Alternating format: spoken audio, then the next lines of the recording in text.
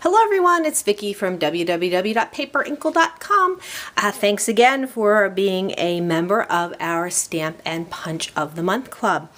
This is from your September, this is one of your September projects that you should have received if you've signed up for the club.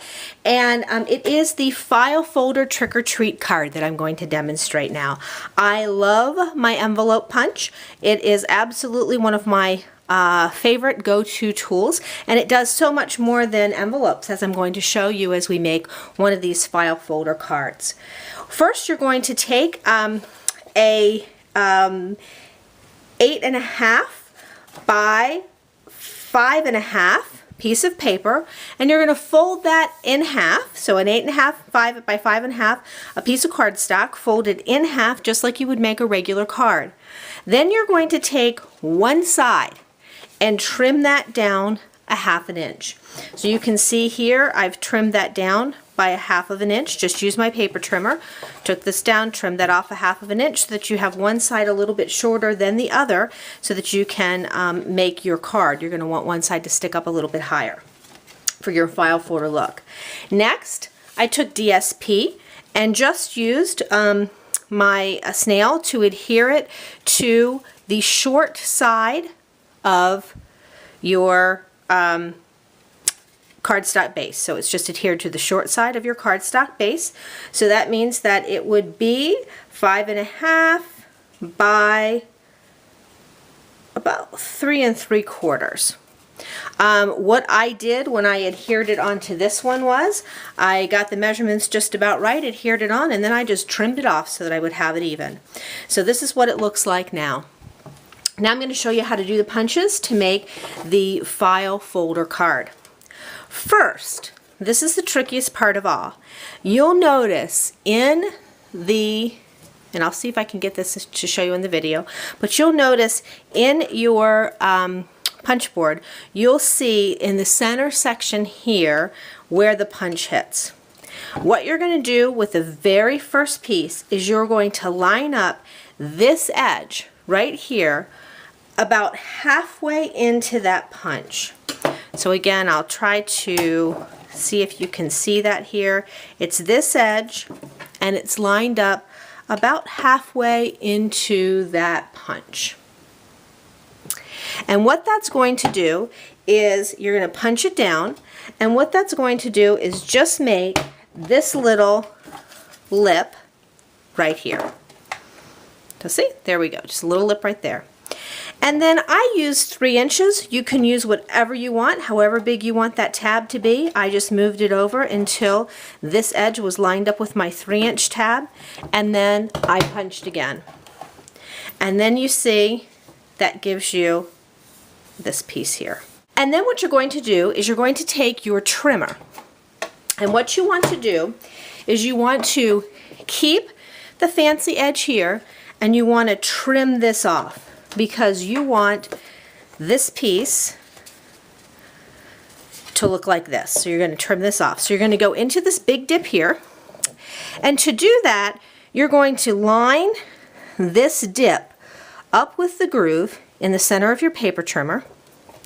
You're going to take your blade, move it forward, and then my recommendation is that you get it as close as possible and you pull towards you to trim that off.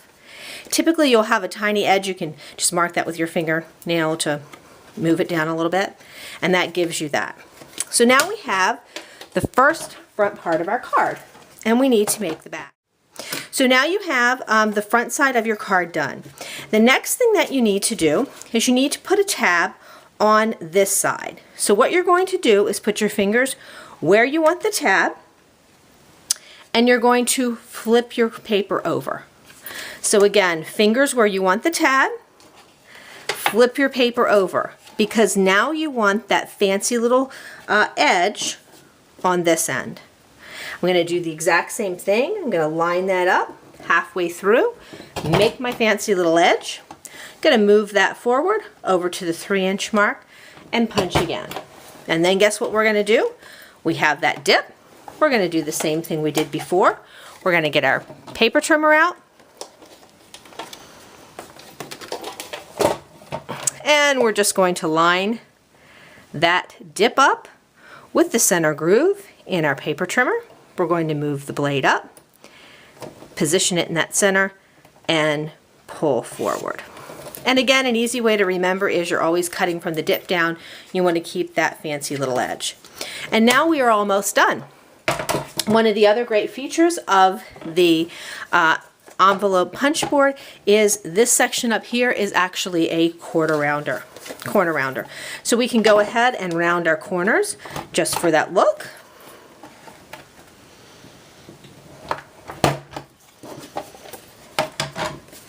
And there you have it, your file folder card. I tell you, these will become addictive. You'll be making a whole bunch of them. I've already gone and I've pre-punched from their best of 25, the Halloween stamp set from the best of the 25 years. I've done the haunted house and trick or treat at the bottom. Then I'm going to go ahead and use my 2.5 inch punch. This is on vanilla.